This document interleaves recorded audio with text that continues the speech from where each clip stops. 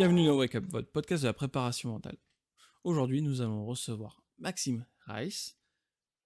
C'est un préparateur mental, bien entendu. C'est le concept du podcast. Je vais le laisser du coup venir tout de suite ici. Salut Maxime, comment vas-tu?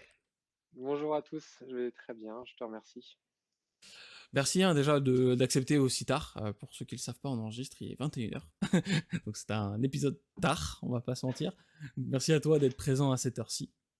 Merci à toi pour l'intérêt que tu as manifesté. Puis c'est vraiment un plaisir de passer ce petit bout de soirée avec toi et puis avec tes auditeurs. C'est ça, merci. C'est vrai on est en contact depuis quelques mois quand même, donc on a réussi à trouver un créneau pour être ensemble et échanger, donc c'est cool. C'est cool. C'est vrai qu'on s'est accroché, et finalement ça se fait, donc c'est vrai que c'est super sympa de Ouais, c'est voir qu'on a ça, été et persévérants tous les deux. c'est beau, hein, parce qu'en plus, oui, j'avais eu ton contact au tout début par Fabien, l'un des Ouais, premiers que j'avais interviewé, et le ouais. temps qu'on arrive à trouver un moment, on l'a trouvé, c'est parfait. Et Du coup, voilà, c'est maintenant. pour nos auditeurs, du coup, je vais te laisser juste te présenter en quelques lignes, dire qui tu es, et bah après on va faire l'interview tout simplement. Avec plaisir.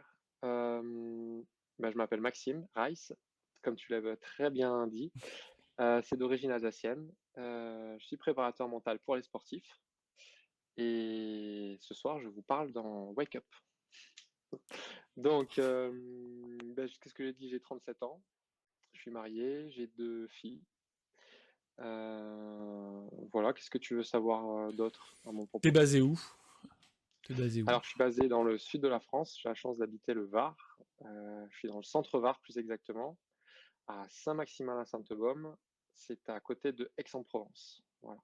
D'accord, merci d'avoir dit Aix-en-Provence à la fin, parce que du coup, j'arrivais pas du tout à me repérer. Merci d'avoir dit Aix-en-Provence. J'espère ne pas être le seul, tu vois, à être aussi mauvais en géographie. Merci beaucoup. Il y a Tu pas de exerces depuis souci, je combien te de... comprends bien. Merci. Alors, juste une petite question pour quand même mettre dans le contexte. Tu exerces depuis combien de temps maintenant? Alors, je suis préparateur mental pour les sportifs, depuis un peu plus d'1 an, donc j'attaque ma deuxième saison, là en septembre, donc on peut dire que c'est un projet qui est encore relativement neuf. Voilà. D'accord, très bien. Très bien. Vas-y, je t'écoute. Tu voulais dire quelque chose, peut-être? Non, non, non, il y avait rien à Ah, j'avais rajouter, je cru, répondais à ta excuse-moi. question. Il y a pas de souci. Et du coup, alors, juste avant ta carrière de préparateur mental, que faisais-tu? Alors, moi j'ai une formation plutôt technique et scientifique. J'étais ingénieur dans une première carrière et j'étais ingénieur sur les grands prix moto, donc déjà dans le domaine, du sport à haut niveau puisque j'ai évolué, dans le championnat MotoGP, donc à un niveau mondial. J'ai fait ça pendant 12 ans, donc voilà, c'était ma première carrière et formation. Est-ce que tu veux que je développe un petit peu? Non, non, non, on va développer après. Du coup, si tu veux, j'ai Ouais, des questions là qui me viennent à l'esprit. Je vais te les poser juste après. Juste pour ouais. commencer, la petite question rituelle, c'est est-ce que tu pourrais nous donner la définition de la préparation mentale selon toi? Oui, bien sûr. Moi, je reviens vraiment à la base, préparation mentale, il y a la préparation et le mental. Pour faire simple, pour moi, c'est se mettre en mouvement vers un objectif et pour faire ça, on va développer des compétences mentales. Qu'est-ce que c'est? Les compétences mentales, c'est être capable d'avoir, une capacité d'agir sur ce qu'on pense, sur ce qu'on ressent et puis surtout le lien que ça a avec, notre corps. Voilà et puis il y a cette notion de préparation, donc d'anticipation, un petit peu comme quand on se prépare pour un grand repas, pour une soirée, on se demande un petit peu ce qui peut se passer et surtout on se demande, comment on voudrait que ça se passe. Donc on se pose des questions et puis, voilà, on anticipe, des situations, des contextes et après comme je l'ai déjà dit, qu'est-ce qu'on prépare? Et on se prépare à penser d'une certaine manière, on se prépare à ressentir les choses ou à vivre les choses d'une certaine manière et du coup, on se prépare à se comporter d'une certaine manière. Voilà. D'accord, ok, très bien. C'est intéressant. J'ai bien aimé les images que tu as utilisées, la manière dont tu as défini la préparation. C'est intéressant, c'est original. C'est pas si conventionnel, hein, je trouve, comme définition. Donc, je trouve ça bien. J'aime bien ta Euh, définition. Elle me parle bien. j'ai essayé d'être proche de ta question qui était de donner une définition personnelle. C'est ça. Donc c'est vrai que je me suis écarté un petit peu des définitions académiques, que je commence à connaître par cœur, qui sont excellentes, mais ouais, qui sont peut-être un peu moins personnelles, voilà. C'est ça, tout à fait. Donc, merci d'avoir répondu vraiment avec ton point de vue. Heu, du coup, alors, pour faire un peu un parallèle, donc, par ton passé, donc dans alors, c'est technicien, ingénieur moto, excuse-moi qu'on dise bien le bon terme, que tu Alors, étais? oui, j'étais ingénieur, alors ça a des noms pompeux, dans les sports mécaniques. J'étais ingénieur dans les stratégies électroniques. Heu, Effectivement. En gros, j'étais ce technicien, peut-être que tes auditeurs ont déjà vu ces gars qui ont plein d'écrans d'ordinateur devant eux avec plein de courbes de toutes les couleurs, OK. et qui doivent en faire quelque chose. Voilà, bah, j'étais, cette personne-là, sur les circuits MotoGP. D'accord, OK, donc, je vois très bien du coup. Donc comment cette transition, elle t'est venue de passer du stade donc d'ingénieur, voilà, purement technique, à Mmh. l'accompagnement mental? Eh bien, en fait, hem, en tant que technicien, je travaillais au contact des pilotes. Donc, dans ma première carrière, j'ai accompagné, beaucoup de pilotes. Au quotidien, j'étais un des 2 interlocuteurs privilégiés de ces pilotes. Donc finalement, bah, j'étais vraiment présent dans tous les aspects, de leur vie professionnelle, puisqu'on échangeait beaucoup. Et puis, donc on va dire que dans les premières années, j'étais vraiment concentré sur, bah, sur l'aspect technique et sur, on va dire, essayer d'être au niveau de mes responsabilités. Et puis pas que c'est échangé, par la suite, mais je me suis intéressé de plus en plus, on va dire, à l'expérience subjective du pilote. C'est-à-dire, bah, qu'est-ce qu'il vit? Qu'est-ce qui se passe quand on se met dans ses baskets? Et puis surtout, je me suis demandé comment toute cette subjectivité, toutes ces expériences, bah, pouvaient conditionner sa performance. En fait, moi, mon travail, c'était de trouver de la performance en analysant des faits techniques, des courbes, des données. Heu et souvent, en fait, je pense que cet intérêt pour la préparation mentale est né même d'une sorte de frustration parce que je me rendais compte que parfois je passais 6 heures devant l'écran pour, essayer de gratter un dixième ou un dixième et demi sur un temps autour en trouvant des gains marginaux, on va dire, Mmh. et que le pilote il prenait, la piste, et qu'il était pas dans son assiette et que quelque part ça allait coûter beaucoup plus de temps et ça allait lui coûter beaucoup plus de performance. Donc ça, c'est la première chose. Je me suis rendu compte que le mental, ça avait un impact énorme sur, la performance. Donc ça, c'est la première chose. Et la deuxième chose qui m'a heurté peut-être encore plus, c'est, donc pour parenthèse, j'ai accompagné beaucoup de pilotes, débutants en catégorie reine, donc qui arrivaient en MotoGP, des catégories inférieures, parfois avec des titres déjà de champion du monde. Et puis, bah, je les voyais évoluer là-dedans, avec tout ce que ça comporte comme, changement, un nouvel environnement technique, une nouvelle équipe, une nouvelle, moto qui est très impressionnante, une attention médiatique toute nouvelle, des attentes nouvelles, et je me suis rendu compte que parfois, bah, ils avaient du mal à profiter de l'aventure. Et donc en fait, je me retrouvais, à travailler avec en général un jeune homme qui réalisait une sorte de rêve parce que d'un coup, il était sur la grille départ avec des Valentino Rossi, des Marc Marquez, des grands noms de ce sport, et c'est un aboutissement déjà en soi. Et en même temps, bah, je voyais ses difficultés et je voyais, le la pression que ça pouvait représenter pour lui, et je me suis dit: «Purée, qu'est-ce que ce serait génial quand même si ces jeunes pouvaient vraiment profiter, heu, pardon, de l'aventure, autant qu'ils le méritent, quoi». Mmh. Donc ça, c'était, on va dire, c'était le premier constat. Et puis après, c'est aussi, quelque chose de très pragmatique. C'est que, les années passant, en fait, mon travail a évolué, mon travail de technicien a évolué. On est rentré dans une forme d'hyper spécialisation qui me correspondait moins, et puis aussi, l'engagement, nécessaire a évolué. C'est-à-dire que je commençais à passer plus de 20 semaines par an, à l'étranger, donc dans des aéroports, dans des hôtels, voilà. Et bah, ayant une famille, des filles, bah, ça commençait à me correspondre, de moins en moins, ça commençait à devenir pesant. Et puis à un moment donné, je suis arrivé à un point où, je voyais plus forcément, continuer je voyais plus f je me voyais plus faire ça à moyen terme, quoi. Donc Mmh. s'est posé la question de savoir ce que j'allais faire, et j'avais vraiment l'envie, bah, de me relancer dans quelque chose qui me passionne. Et puis, là, j'ai travaillé avec une coach professionnelle, voilà, qui a fait un super boulot, et puis, voilà, de semaine en semaine, on a bossé, elle m'a accompagné. Donc ça a été aussi mon premier contact avec, cette notion d'accompagner, les autres, mais de moi Mmh. dans la posture, on va dire, d'accompagner.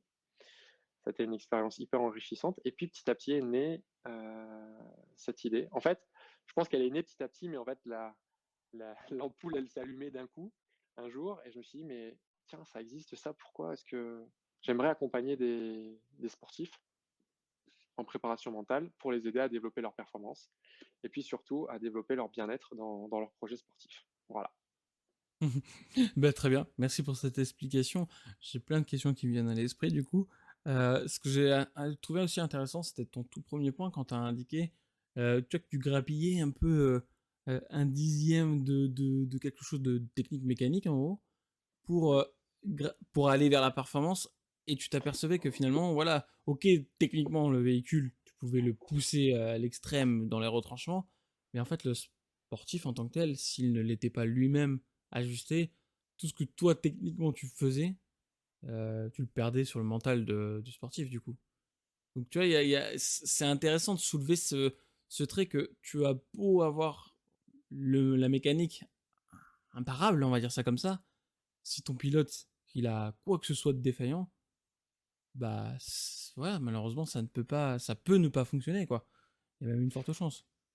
Bah, déjà, en fait, en moto, c'est assez particulier. C'est ce qui est passionnant dans la moto, c'est qu'en fait, on travaille pas sur un problème purement mécanique, comme c'est plus le cas en voiture.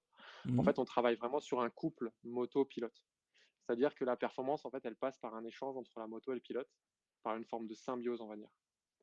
Et donc, en fait, il n'y a pas vraiment de bon réglage absolu ou de mauvais réglage absolu. Il y a un réglage qui va donner, voilà, c'est une boucle, une synergie. Je ne veux pas rentrer dans les détails parce que c'est pas forcément l'objet de notre. Mais le mental prend une part d'autant plus importante. Parce que si le pilote monte sur la moto avec des préoccupations, euh, ou avec s'il développe des pensées particulièrement négatives, ou s'il monte sur la moto avec des émotions qui sont difficiles à gérer, bah, ça va se manifester directement dans le corps. Et la moto aussi, bah, ça se pilote avec tout le corps. Mmh. C'est-à-dire que autant en voiture, par exemple, on va avoir des actions ciblées, voilà, qui pourraient limite être remplacées par des actionneurs sur le volant, sur les pédales, etc. Alors qu'en moto, en fait, il y a toute la gestuelle qui va conditionner la dynamique de la moto à un instant T. Donc, la part émotionnelle et le transfert sur le corps, bah, sur la souplesse du corps, l'agilité du corps, sur la façon dont il s'exprime, sur la respiration évidemment, bah, a une part énorme. Mmh. Ouais, je comprends. Alors, je trouve ça intéressant, hein, justement. C'est peut-être, un sport qui permet aussi de mieux comprendre l'impact de la préparation mentale. Alors il y en a d'autres, hein, bien entendu. Mais là, dans le sens où tu vois, tu as le sportif et alors c'est peut-être pas le bon terme, mais son objet, qui lui permet de faire du sport, hein, de pratiquer. Un peu comme le footballeur et le ballon. Tu vois, il y a un peu ça. Heu, là, c'est vraiment en mode s'il y a pas, comme tu l'as dit, hein, cette symbiose, finalement, le pilote, il aura beau avoir la meilleure moto du monde, si lui, il est pas dans le bon état, ça n'avancera pas, quoi. Il y aura pas cette symbiose, comme tu dis. Donc c'est intéressant, je trouve ça intéressant que tu aies eu de ton expérience, que tu aies pu Ouais, visualiser ça, tu vois? Et de t'apercevoir, bah, concrètement que, bah, ouais, OK, on a beau faire tout ce qu'on peut, bah, malheureusement, s'il y a pas ça, il y a pas ça. Il ne va pas remporter le circuit ou quoi que ce soit, quoi. Donc ouais. OK, je comprends donc un peu la transition. Alors tu as dit donc une coach, c'était une préparatrice mentale ou c'était plutôt un autre type d'accompagnement que tu as eu? Non, c'était plus en fait, à la base, ça avait une appellation, qui est assez connue, plutôt de type, bilan de compétences, D'accord. mais avec une personne qui, de formation était coach professionnel. Donc, je tiens à préciser que coach, c'est une formation qui est longue. Tout à En fait. général, ce sont des masters et voilà et en fait, cette personne, donc elle a fait, j'ai eu un accompagnement avec une coach professionnelle. Donc dans les grandes lignes, c'est quoi la différence avec un bilan de compétences que je vais appeler plus classique? Parce qu'en fait, la personne finalement, elle s'intéresse pas du tout à mes compétences professionnelles. Elle s'intéresse à qui je suis, à mes valeurs, aux valeurs que j'ai besoin de nourrir, dans le futur. Et en fait, elle remet la personne au centre, heu, Mmh. des préoccupations. Donc en fait, pour moi, ça a été un temps très important parce que c'est un temps qui m'a permis, bah, déjà d'exprimer les choses qui me correspondaient plus, dans ma situation actuelle. Et puis surtout, ça m'a permis de me projeter sur l'avenir et puis aussi d'une certaine manière, ouais, de prendre confiance dans ma capacité à me renouveler et à démarrer de nouveaux projets. D'accord, OK. Donc c'était une très belle transition parce qu'en même temps, à son contact, heu et ben, j'ai été inspiré pour le coup, Mmh. voilà. D'accord, OK, très bien. Alors, c'est peut-être moi qui associe, hein, mais tu vois, ça me fait penser aussi du coup, ça me refait penser à la moto. Le fait que le bilan de compétences, c'est un peu l'outil technique et qu'à côté, bah, l'outil technique de OK, ça va guider la personne, mais c'est la personne en tant que telle. Est-ce qu'elle veut encore aller dans cette voie-là? Et là, tu as été recentré, c'est-à-dire qu'on t'a remis, maître de ton destin, si je peux dire ça comme ça, dans ce que tu voulais faire. Donc c'est hyper intéressant, tu vois? Ça fait un parallèle. Voilà, j'associe, ça fait un parallèle pour moi. Je trouve ça plutôt J'adore, intéressant. j'adore ça, associer des choses, a priori différentes. Et bah, ça me va, c'est parfait. Et du coup, alors, donc, ensuite, après, donc, en vient le moment de formation. Du coup, Oui, tout à fait. tu t'es formé où? Qu'est-ce que tu Beh, c'est fais? vrai, c'est hyper important. Bah, une fois que j'avais cette idée en tête, bah, tout de suite, je me suis posé la question de comment on se formait, quoi. Comment est-ce qu'on devenait un préparateur mental pour les sportifs, compétent et crédible? Tout à fait. Et c'était une question vraiment centrale là, dans mon projet. Donc, bah, ce que j'ai fait, c'est que je me suis renseigné. J'ai vu qu'il existait des formations en France. Donc, il y a 2 types de formations en France. Vraiment dans 2 mots, il y a des formations privées et puis moi, je souhaitais, pas qu'elles soient, a priori meilleures. Je souhaitais avoir une formation publique et universitaire parce que pour moi, c'était gage de crédibilité, de fiabilité. Ça représentait quelque chose d'important pour moi, d'être diplômé d'une université. Et puis, bah, toujours dans ces recherches-là, j'ai vu qu'il y avait deux trois universités qui proposaient ce type de formation. Donc ce sont des universités qui sont rattachées au STAPS en général. Tout à fait. Donc on est vraiment dans le milieu du sport. Et la formation la plus pérenne, la plus ancienne se situe à Clermont-Ferrand, puisque je crois qu'elle existe depuis 2006, si je ne dis pas de bêtises. Heu et voilà et donc je me suis naturellement tourné vers là-bas, vers Clermont-Ferrand et donc je me suis formé pendant un an avec une équipe de préparateurs mentaux sportifs, installés, on va dire peut-être de première génération, c'est-à-dire des gens qui travaillent déjà dans ce milieu depuis 20 ans, donc qui ont démarré à une époque où la discipline était inventée. Elle existait déjà dans les pays anglo-saxons, aux États-Unis en particulier, où on sait que la performance sportive a une longueur d'avance. Hum, mais voilà, donc des gens très expérimentés, brillants, et qui ont eu le temps de maturer un projet pédagogique vraiment intéressant. Voilà. D'accord, OK, très bien. C'est vrai que la notion de formation, c'est toujours ça, hein, c'est soit privé, soit public. C'est les grands axes majeurs en France, hein. Après, Ouais. ça dépend des choix de chacun. Mhm. Je trouve ça intéressant. J'aime bien moi aussi, hein, la notion que tu puisses te former un peu partout. Juste toujours, hein, et Ouais, j'insisterai toujours sur ça, vérifier quand même la qualité de la formation. Hein, le but, c'est pas de bien faire une sûr, formation pour faire une formation, et en bien sachant sûr. qu'il y a des qualités de formation qui se valent que si déjà de base, tu as déjà toi-même fait des formations. Tu vois ce que je veux Mhm. dire à peu près?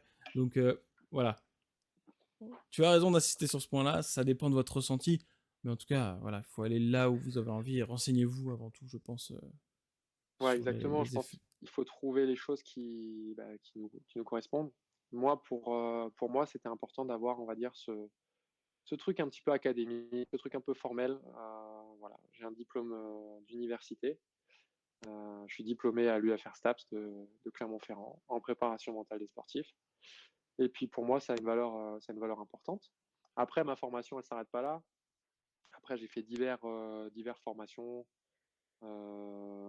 plus courtes sur des thématiques plus précises, notamment dispensées par le CREPS. J'ai aussi suivi un cursus intéressant au Barça Innovation Hub. C'est une université qui est reliée en fait au club éponyme, donc espagnol. Donc voilà. Et puis actuellement, je renforce mes compétences en étudiant assez assidûment la PNL. Donc j'ai le niveau technicien et je vais bientôt démarrer là donc le dernier niveau, qui est le maître praticien euh, dans la PNL. Voilà, pour l'aspect formation. Bah, très bien, parfait. Merci. Hein, du coup, voilà, hein, encore une fois, ça le montre. Hein. Une formation, ça ne s'arrête pas à un DU. Il y a toujours Non, l'après. Qu'est-ce que tu veux faire non, après? Et non. qu'est-ce que tu veux où tu veux te spécialiser? C'est ça qui est intéressant aussi. Euh, Ouais, puis c'est un domaine, pardon de t'avoir coupé, Jason, oui, vas-y. parce que ça me paraît hyper intéressant de dire que en fait, c'est un domaine où la formation, elle est vraiment continue. Donc, tu vois, tu peux voir derrière moi, tous ces bouquins, je les ai lus une, deux ou trois fois, parce qu'il y en a certains qui me passionnent vraiment, donc la formation est vraiment continue. Et donc, on peut vraiment se passionner pour ça. Et puis après, il y a aussi, j'ai envie de dire, la formation sur le terrain. C'est-à-dire que, à un moment donné, se jeter à l'eau, se confronter à la réalité du terrain, aux doutes parfois, aux difficultés. C'est hyper formateur. C'est sans doute ça qui crée le plus de confiance. On aura peut-être l'occasion d'en parler et qui fait vraiment avancer le plus, quoi, au final. Tout à fait. Et puis, alors, je pense faire partie de ces partisans. La théorie, c'est bien. La pratique, c'est mieux. Hein, pour être honnête, je suis un adepte hein, de la pratique. Hein. Je pratique plus que je ne fais de la théorie. C'est peut-être mon défaut, des fois, je le reconnais. Mais je préfère la pratique. Je trouve ça te permet de comprendre certaines choses qui peuvent être Ouais, un peu floues au niveau de la théorie. oui, Et donc, ouais, effectivement, ça, c'est une formation en continu. Plus tu vas pratiquer, plus tu vas te former, plus tu vas pouvoir associer, encore une fois, des situations, des manières de exactement. faire. Et c'est ce qui va te donner. Alors, je sais pas si tu es d'accord avec ça, ce qui va te rendre expert dans ton domaine, dans ton accompagnement. T'as dit un mot-clé pour moi, c'est associé. C'est-à-dire que ce que j'aime beaucoup, en fait, c'est l'idée que je suis moi-même et, et en fait, je pratique à ma manière de ce fait. Je propose quelque chose d'original à mes clients et que par mes lectures, par mes formations, en fait, j'évolue et j'associe des nouvelles choses. J'observe des nouvelles choses. Il y a des choses dont j'avais pas forcément conscience avant. Et puis parfois, il y a deux choses dont j'avais conscience, mais je comprenais pas forcément le lien, ou je voyais pas le lien, j'avais pas conscience du lien entre les deux. Et en fait, au fil des lectures, au fil de la formation, en fait, on crée ce maillage, cette toile, comme je peux le percevoir. Et c'est vraiment passionnant. Et en fait, comment ça s'exprime concrètement? En fait, moi, on y reviendra peut-être, mais mes accompagnements sont vraiment personnalisés, sont vraiment très différents les uns des autres. Et en fait, selon les contextes, selon les personnes, selon les sensibilités, voilà, je vais m'approprier certaines connaissances, je vais les mettre en œuvre d'une certaine manière ou bien d'autres. Et c'est pour ça que c'est passionnant d'avoir cette formation continue au service d'une posture qui est aussi en évolution, mais on va dire qui est la base. Voilà. Et je dirais que sur le DU PM, c'est vraiment ça le DU PM, donc c'est la formation initiale que j'ai passée à l'UFR STAPS de Clermont. C'est vraiment un grand point fort de cette formation, c'est pour cette posture. Et puis voilà. D'accord, ok. Alors, du coup, tu vois, donc là, on est dans la période où tu t'es formé. Quand tu Ouais, as sauté dans le grand bain, oui. comment ça s'est passé? Comment tu t'es préparé à sauter dans le grand bain? Parce que tu as mis un maillot de Alors bain déjà c'est pour commencer. un peu comme tout le monde, hein, enfin j'imagine, hein, quand on se lance dans le grand bain, on a peur, on n'a pas forcément pleine confiance en soi. Mais après, j'ai la chance d'avoir un caractère assez fonceur, et Mmh. puis comme toi, de savoir que en fait, mon objectif est de devenir, et à ce moment-là, était de devenir un préparateur mental, compétent et je savais que ça allait passer par cette étape de se lancer et de faire avec ce que j'avais sur le moment et en fait, c'est toujours vrai aujourd'hui parce que j'imagine que je serai bien meilleur dans 2 ou 3 ans. Donc voilà, c'est en fait, ça passe par, l'acceptation de ce qu'on est à l'instant T, mais aussi ça ne veut pas dire seulement accepter ses entre guillemets «ses lacunes». C'est être conscient, des défis qu'on a, mais c'est aussi, valoriser ses qualités, valoriser ses forces et puis voilà, je suis parti comme ça avec mon baluchon, avec ma formation initiale en poche quand même. C'est une formation qui a été complète, qui m'a donné vraiment, je pense, les armes pour démarrer et puis surtout pour respecter les personnes qui me faisaient confiance à ce moment-là. En particulier parce que j'avais fait des stages. Donc quelque part, je me suis jeté à l'eau, dans un petit bassin au début, quoi, puisque tu faisais la Mmh. métaphore. Pour avoir mon diplôme, j'ai dû passer des stages, donc j'ai accompagné 3 athlètes pendant 4 mois, donc j'ai quand même fait 12 mois d'accompagnement.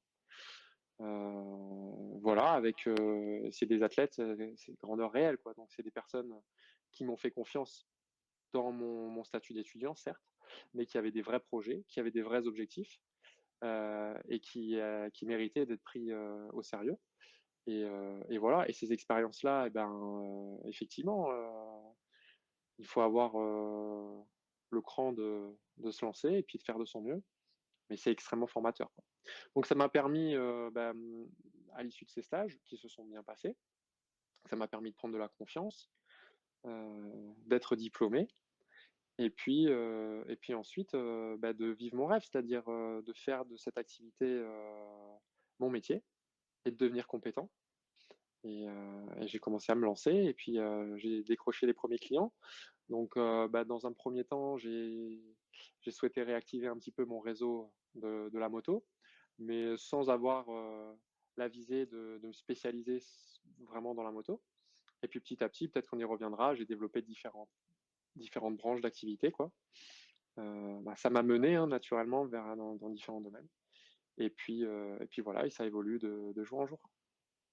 Bah, très bien et bah, du coup, alors, pour un peu comprendre maintenant ton accompagnement, comment tu t'y prends, façon de parler, on a bien compris, hein, que du coup le DU t'a permis d'avoir, je je pourrais dire peut-être conscience professionnelle? Je sais pas si c'est le bon terme, mais c'est ce que, tu vois, j'associerais au fait que ça t'a permis d'avoir une certaine, posture professionnelle Oui.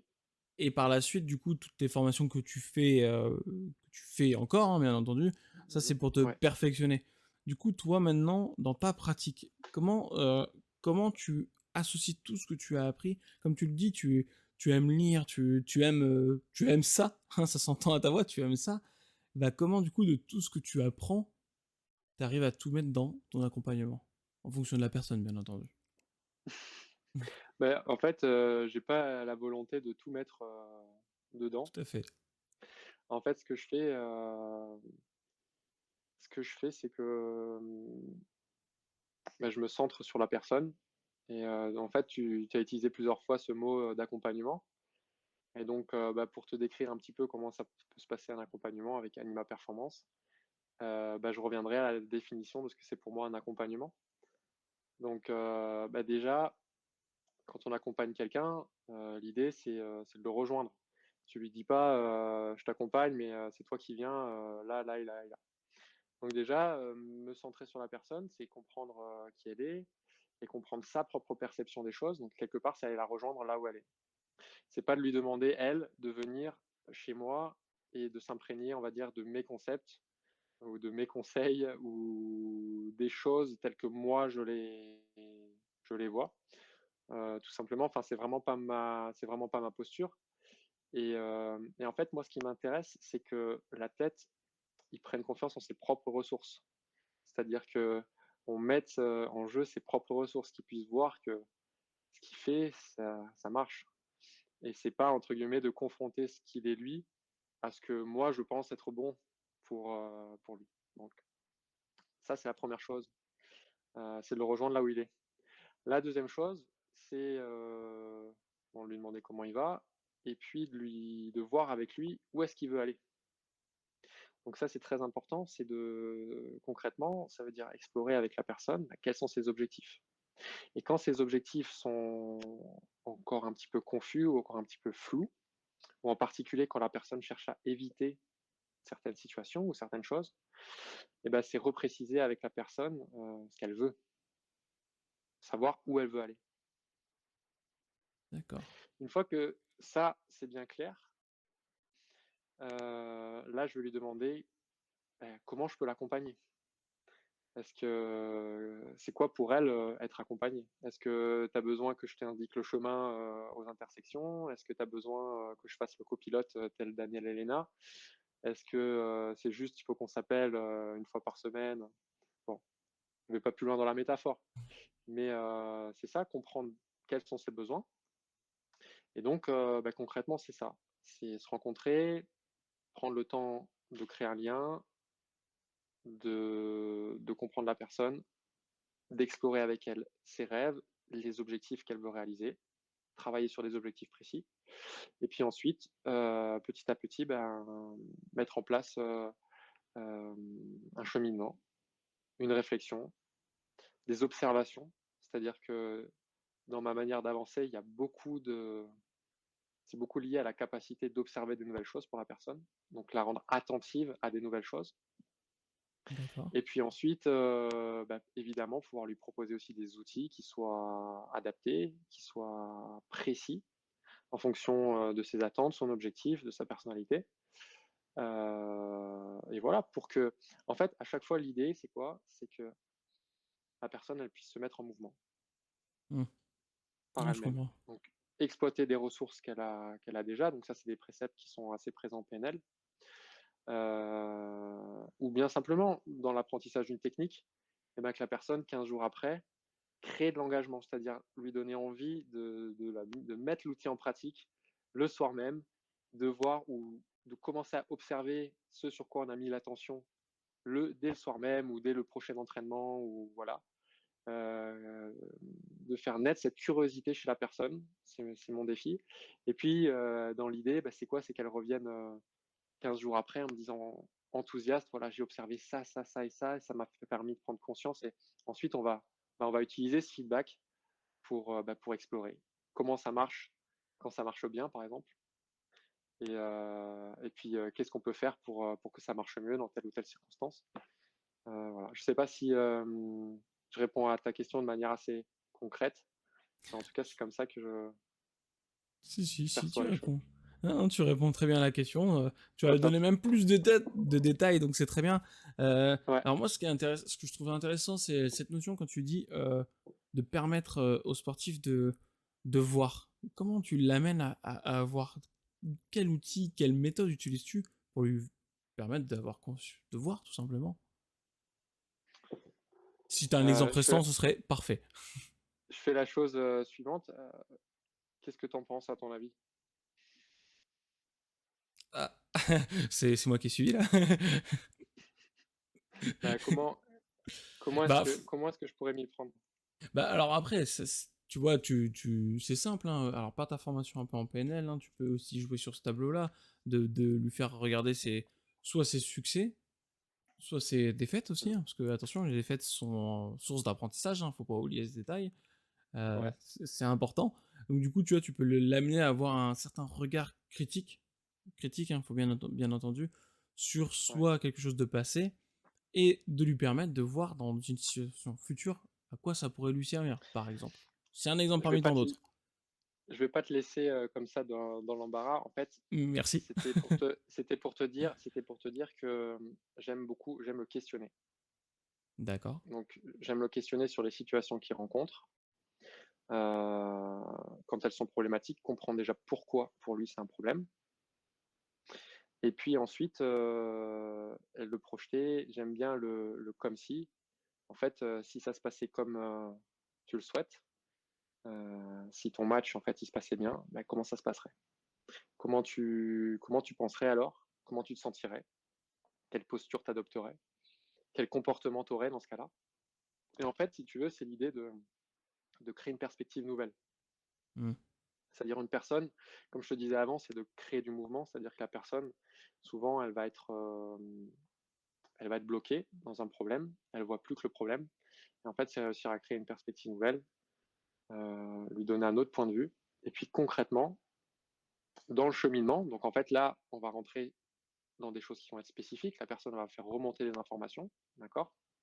Et ensuite, on va se poser la question de qu'est-ce qu'on peut observer, qu'est-ce qu'on peut quantifier. Moi, j'adore par exemple les échelles de 0 à 10.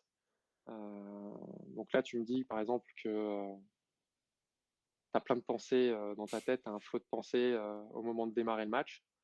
De 0 à 10, si 10 c'était le fouillis total, et 0 son inverse, ou par exemple on pourrait faire une échelle plutôt positive. Si 10 c'était vraiment le flot de pensée optimal pour toi, et 0 son inverse, à combien tu serais?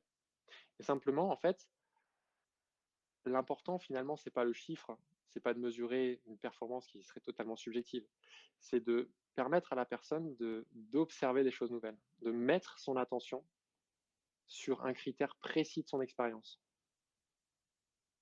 Et en fait, ça a une double force.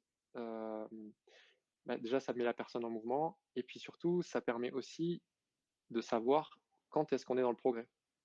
Comment tu vas savoir quand on aura travaillé, ou si j'avais un coup de baguette magique, si d'un coup de baguette magique, je pouvais solutionner ton problème sans te le dire, comment tu saurais que maintenant c'est bon? Mmh. Voilà. Et pourquoi cette question elle est fondamentale? Parce que on va permettre à la personne de mettre son attention sur des critères de réussite. Et donc, si ça se trouve, le lendemain, elle va être capable de se rendre compte, alors qu'elle ne pouvait pas forcément le faire avant, qu'en fait, elle est en train de progresser et elle va générer de la confiance. Ça va lui donner de l'énergie, ça va lui donner déjà de l'énergie pour persévérer, parce que parfois, que ce soit des observations, que ce soit travailler sur des comportements précis, c'est du changement. Donc sans travail, il n'y a pas de changement. Donc il faut de l'énergie, il faut de la persévérance. Et la confiance, ça va venir nourrir tout ça, quoi. Et voilà, c'est ça pour moi, mettre de l'attention.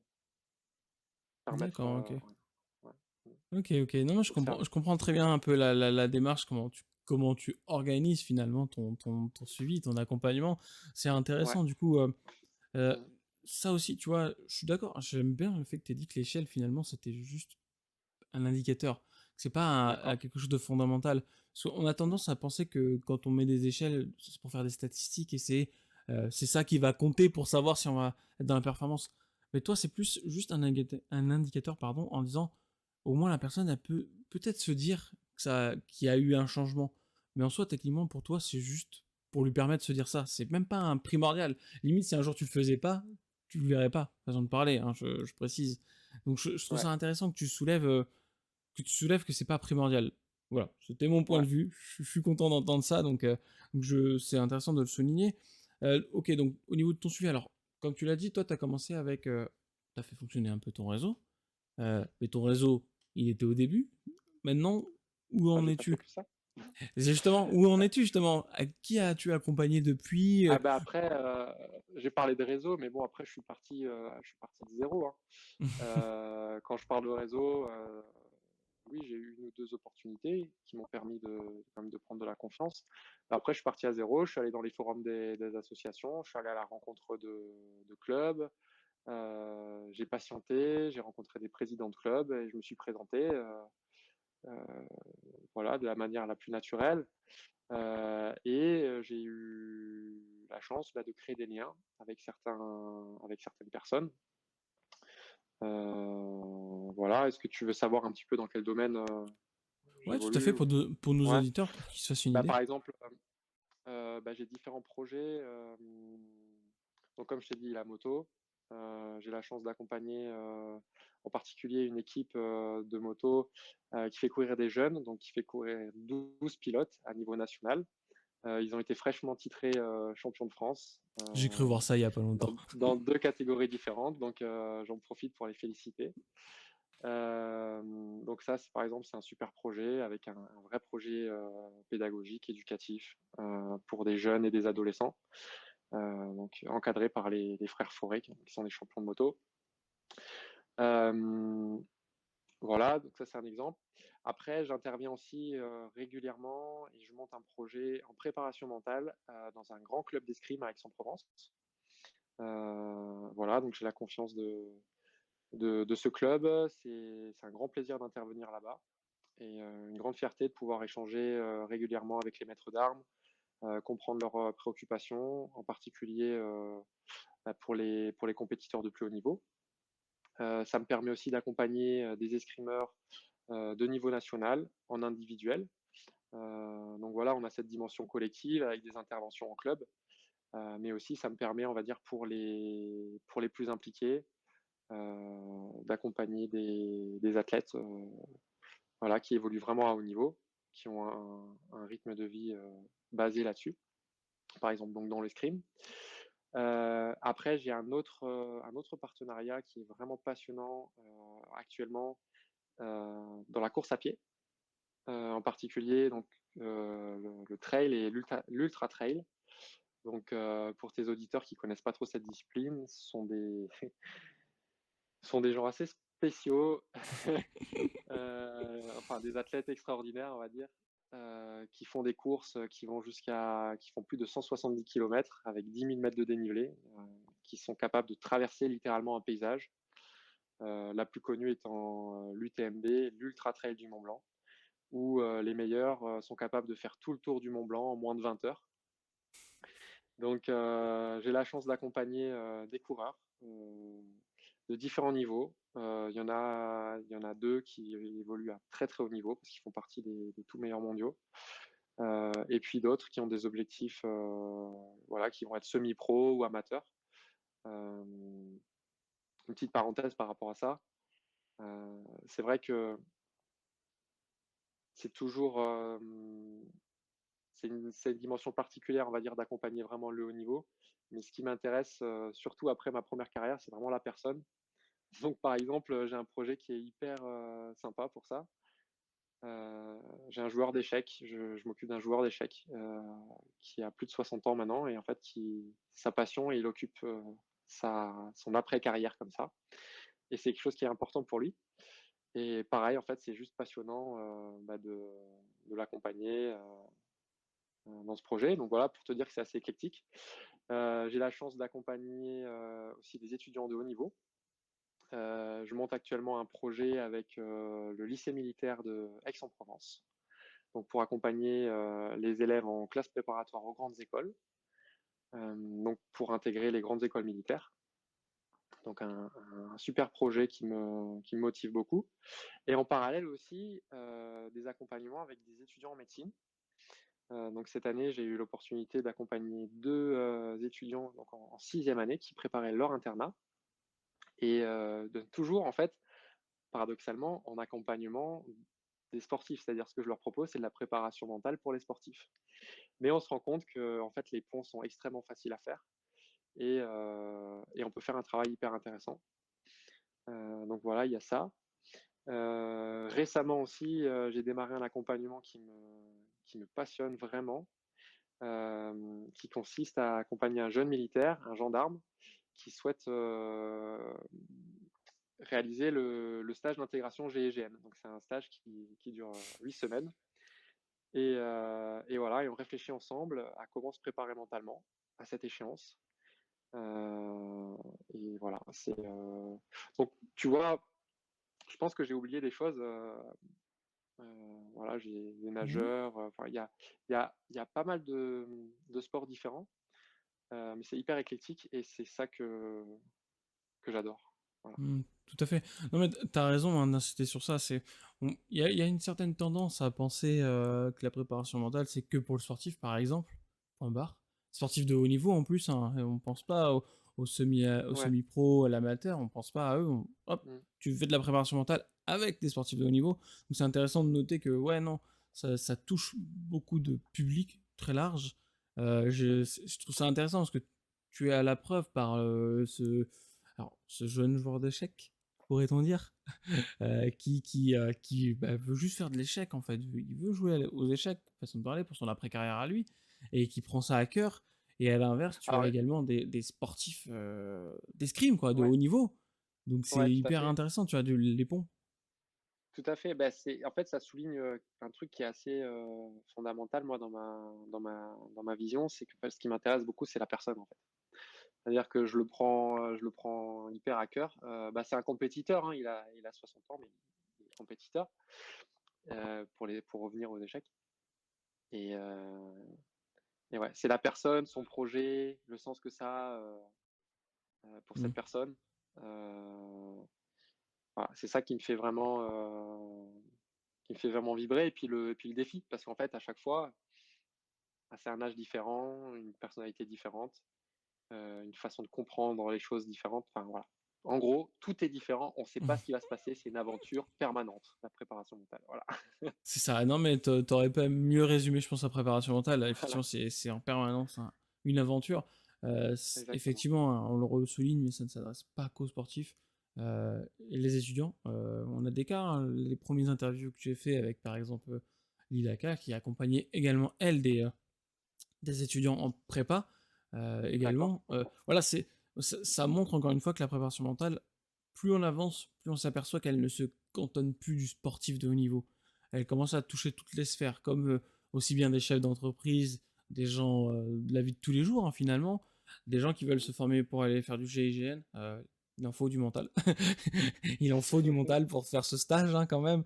Donc c'est important de le souligner. Donc ouais, non, c'est intéressant, voilà, de montrer que il y a pas qu'un type de personne qui peut être suivi en préparation mentale, ça peut être divers. Et en plus de ça, l'avantage, c'est qu'il y a autant de préparateurs mentaux qui existent pour Exactement, accompagner tout le monde.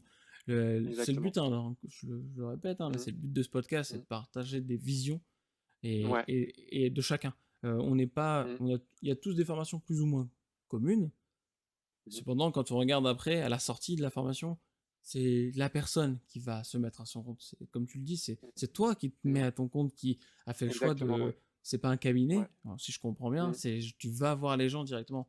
Donc, Mmh. c'est ta méthode, tu vois. Et à l'inverse, d'autres vont faire un Ouais. cabinet, ainsi de suite. Donc, c'est hyper intéressant de souligner cette approche, pourrait-on dire Mmh. philosophie de la préparation mentale. Donc, Mmh. pour en revenir un peu à tous ces sujets, donc on comprend maintenant, bah moi du moins j'ai compris qui tu étais en partie avec toutes ces expériences, même si je pense qu'il faudrait qu'on parle pendant des heures et des heures et on n'en reviendrait toujours pas à bout. Oui. Pour nos auditeurs, de toute cette interview, de tout notre échange, qu'est-ce que tu voudrais qu'ils retiennent de cet échange et de toi? Mmh. Question piège, je Alors, te reconnais. qu'est-ce que j'aimerais qu'ils retiennent de cet échange? En fait, moi, j'ai envie de leur dire, foncez dans le sens, retenez que si vous avez un rêve, osez, en parler. Si vous voulez pas en parler à vos proches, à votre famille ou quoi, parlez-en à un pro et donnez-lui une structure. Montez un plan avec cette personne, réfléchissez avec lui, comment vous allez faire pour y aller, et pour le réaliser. Voilà ce que j'ai envie de peut-être que les gens retiennent de cet entretien et ce qu'ils retiennent de moi et ben, j'espère qu'ils retiendront, l'image d'un mec qui aime ce qu'il fait, qui s'investit à fond, dans son projet, qui a envie d'être compétent et voilà. Heu et puis, Ah, très, voilà. Ce que je voudrais que les gens retiennent de moi bah, très et bien, très bien. qu'ils retiennent mon numéro et qu'ils m'appellent. Ah, tout à fait. Bah justement, on va en venir. D'abord, ma dernière question, et après, on va savoir Ah, je où on peut déconne. suivre. Ma dernière question, c'est quel avenir? Alors, tu vois, tu l'as souligné, ta formation, c'est des gens qui sont là depuis 2006, ils ont 20 ans d'expérience, donc du coup, avec ton début, tu as pu un Mmh. peu voir leur évolution à eux, de ce qu'ils ont parcouru. Ouais, tout à fait. Maintenant, de ton point de vue, quel avenir vois-tu de la préparation mentale? Alors, l'avenir de la préparation mentale ou mon avenir dans la préparation mentale? Moi, les deux, ça m'intéresse, tu vois, du coup. C'est parfait. Alors, l'avenir de la préparation mentale. Alors moi, je pense que, ça va devenir, incontournable dans le sport. Pourquoi? Parce qu'en fait, les gains sont pas marginaux, ils sont énormes pour mon expérience. Des sportifs qui s'investissent, donc qui travaillent en préparation mentale, c'est-à-dire qui font des efforts, qui mettent en place un entraînement avec un préparateur mental, ont des gains énormes au rapport de ce qu'ils investissent en termes de temps et en termes de finances. En particulier parce qu'ils investissent sur eux-mêmes. Et en fait, ils investissent même sur eux-mêmes indépendamment de leur identité sportive, quoi. C'est-à-dire que il y a plein de sportifs qui ça leur ouvre plein de portes, ça leur ouvre même des portes pour l'avenir, aussi en tant que personne. Donc je pense que ça va devenir incontournable, pour le très haut niveau aussi, mais je pense que ça l'est déjà. C'est pas encore dans la conscience du grand public parce que c'est quelque chose qui reste relativement discret. Et c'est une des qualités premières pour moi d'un bon préparateur mental, c'est d'être discret. Mais petite aparté, par exemple, on a en France une équipe de rugby qui s'illustre actuellement, et qui va s'illustrer dans les jours à venir, euh, qui se prépare très activement mentalement. Donc en fait, ils ont un département dédié à la préparation mentale, avec des gens très compétents. Et voilà, c'est un exemple parmi d'autres. Euh, dans les, dans les pays anglo-saxons, c'est déjà extrêmement présent, donc ça va arriver. Donc pour l'avenir de la préparation mentale, ça sera omniprésent à mon sens. Et j'espère être prêt pour quand ces jours viendront. Et voilà, ça me fait une belle transition sur moi, mon avenir. Écoute, moi, je regarde là déjà, je suis focalisé pour l'instant sur la saison à venir. Mes objectifs, c'est premièrement de renforcer les relations que j'ai déjà. Parce que pour moi, j'aime beaucoup l'idée de travailler à moyen terme ou à long terme, de créer des relations voilà, sur le long terme, des vraies relations de confiance. Parce qu'en fait, le levier, il est énorme quand on peut se dire les choses, quand on peut échanger, quand on peut travailler ensemble. On monte des projets qui peuvent être formidables pour les gens qui en dépendent, en particulier dans les clubs, pour les jeunes et tout. Ça, c'est une chose. Renforcer les partenariats qui existent. Et puis, dans la même lignée, on crée des nouveaux, quoi. Rencontrer des nouvelles personnes, créer des relations de confiance, rencontrer des nouveaux clients, avoir des projets innovants, des nouveaux défis, des nouvelles aventures. Voilà, c'est vraiment ça qui me motive aujourd'hui. Et puis peut-être dans 5 ans, j'aimerais très bien gagner ma vie avec ce que je fais. Voilà, voilà pour mes objectifs. Quand je dis très bien gagner ma vie, ça veut dire la mériter, euh, le mériter aussi, donc devenir vraiment Au top. une personne dont les clients vont se souvenir, avec avec qui on va monter voilà, des projets au top, quoi, que ce soit, voilà. Je vois une super énergie, je vois beaucoup de joie et ouais, d'enthousiasme et puis aussi des super grands moments, quoi. Ben, Des arrivées de l'UTMB, des courses de moto, des compétitions de sport, enfin voilà, des grands moments. c'est ce que je te souhaite en tout cas. Moi, je te souhaite ça, que du bon. Du coup, là, c'est le moment du numéro. Comment on peut te suivre? Quel réseau utilises-tu? Comment on te Alors, suit? moi, je suis pas un très grand, un très grand fan des réseaux, parce que comme je te l'ai dit, j'aime passer beaucoup de temps à me former, et puis je propose aussi pas mal de choses écrites à mes clients. En revanche, on peut me trouver quand même sur Instagram. C'est le seul réseau sur lequel je suis relativement actif, et que j'aimerais bien développer aussi. Donc, n'hésitez pas à venir me suivre sur Instagram et à me faire un petit coucou pour échanger, faire connaissance. Ça me fera super plaisir. Voilà, Instagram, donc anima-performance, si je dis pas de bêtises. Vous allez me trouver de toute façon. Et puis après, vous avez tous mes coordonnées, j'imagine, dans la description du podcast. Je ne vais pas commencer à déballer, à déballer mes tapis et mes numéros et tout. Hmm. Mais voilà, en Non, tout cas, n'hésitez pas, même si c'est pour faire un coucou, pour échanger, J'adore rencontrer d'autres professionnels, parler d'expériences, des expériences que chacun rencontre. D'ailleurs, je rencontre régulièrement d'autres préparateurs mentaux, sur des petits forums en ligne. On se fait des visios ensemble pour, simplement pour échanger, pour parler de nos vies, quoi. Et puis, voilà, donc n'hésitez pas, ce sera un super plaisir. Voilà. Et ben, je mettrai de toute façon le lien dans la description de ton réseau Instagram. Et tout le monde pourra aller te suivre et te passer un coucou. J'invite tout le monde à aller te faire un petit coucou, ça fait plaisir. Bah, en tout cas, Maxime, merci beaucoup pour cet échange, c'était très agréable. Merci pour toutes les explications et je te souhaite Merci à très bonne toi. continuation. À la Merci à prochaine. toi, Jason. Ouais, je t'encourage vivement à poursuivre dans ton podcast. Je trouve que ton initiative, comme je te l'ai déjà dit en off, je la trouve géniale. C'est super de mettre en lumière ce métier, de voir qu'il y a des gens vraiment passionnés derrière, des gens compétents derrière. Ça fait vraiment du bien. Et écoute, merci beaucoup. Bravo pour ce que tu fais. J'espère que ton podcast va grandir. Et puis écoute, voilà. Un grand merci en tout cas pour ton initiative. Et puis merci aux auditeurs qui sont restés jusqu'à la fin. Et à très bientôt. Merci à toi. Salut.